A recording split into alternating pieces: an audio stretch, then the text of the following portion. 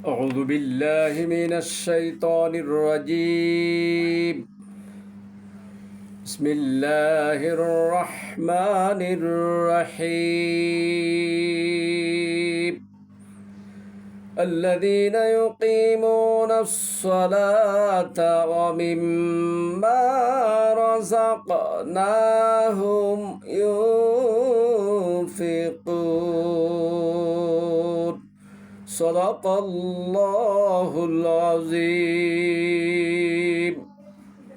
এর অর্থ হচ্ছে যারা নামাজ কায়েম করে এবং আমি তাদের যা কিছু অর্থ সম্পদ দান করেছি তা থেকে তারা আমারই পথে খরচ করে।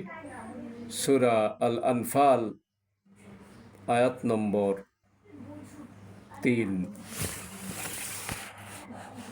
প্রাণপ্রিয় মুসলিম ভাই ও বোনেরা, এখানে আল্লাহ রাব্বুল আলামিন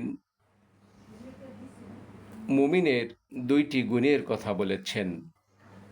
প্রথম গুণটি হচ্ছে নামাজ কায়েম করা, আর দ্বিতীয় গুণটি হচ্ছে আল্লাহ পাক যে অর্থ ও সম্পদ দিয়েছেন তা থেকে মুমিন কিছু অর্থ ও সম্পদ সে আল্লাহর পথেই খরচ করবে। আল্লাহ পাক আমাদের সকলকে মুমিনের এই গুণাবলী অর্জন করবার তৌফিক দান করুন। আমিন। আসসালামু আলাইকুম ওয়া রাহমাতুল্লাহি ওয়া বারাকাতুহু।